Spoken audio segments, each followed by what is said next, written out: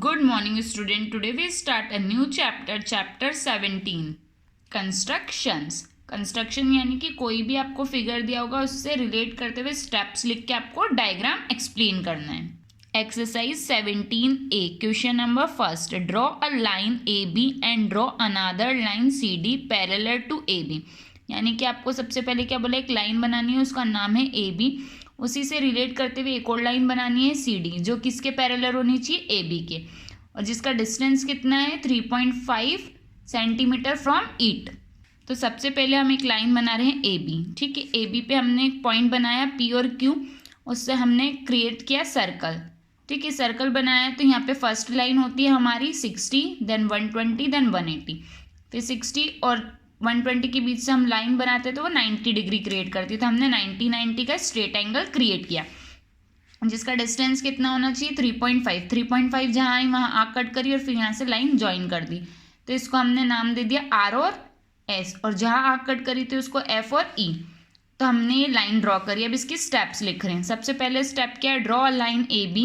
हमने लाइन बनाई A B, उससे हमने एक पॉइंट लिए हैं, 2 पॉइंट, उसको नाम दिया पी और क्यू जो ए बी पे बन रहे.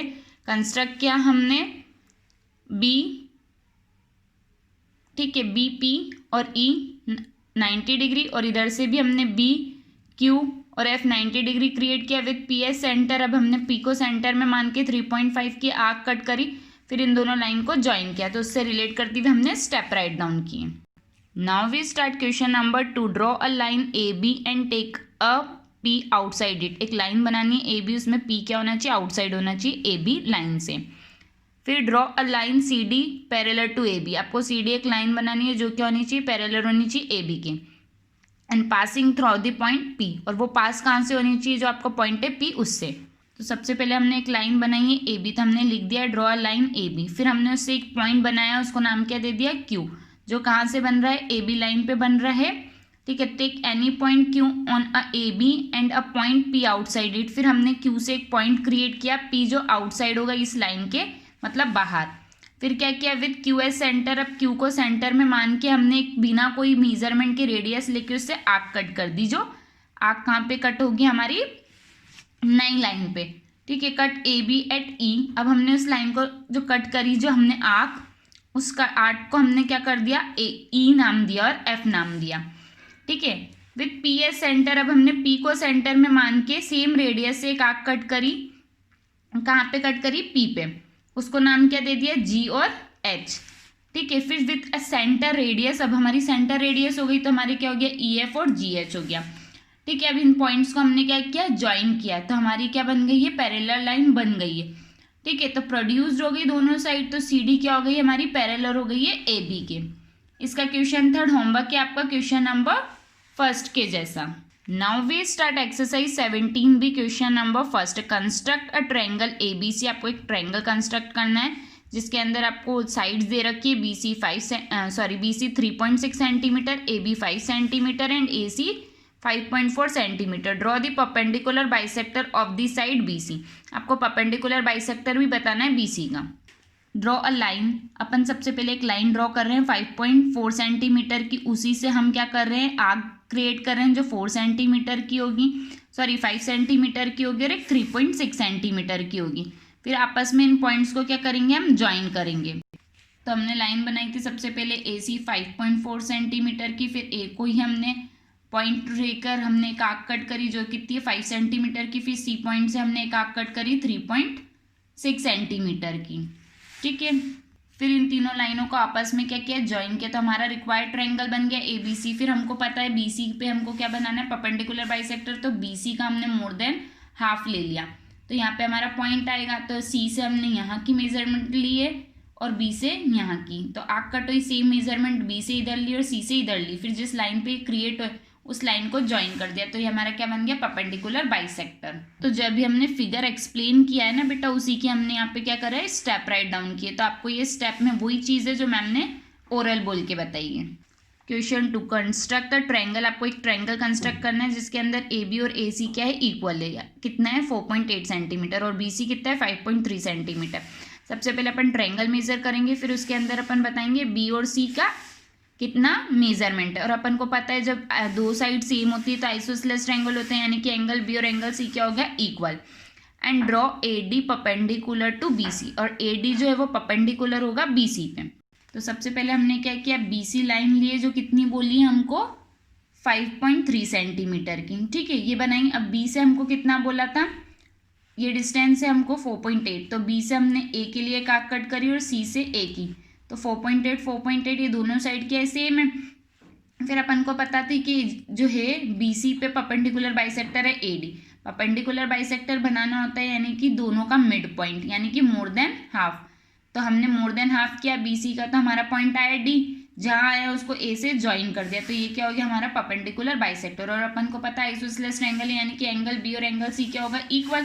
अब हमने इसी की क्या लिखी है, स्टेप्स लिखी हैं। तो क्या लिखा है, draw line segment B C 5.3 to construct a perpendicular bisectors to B C we need to draw arc with a radius more than 1/2 B C.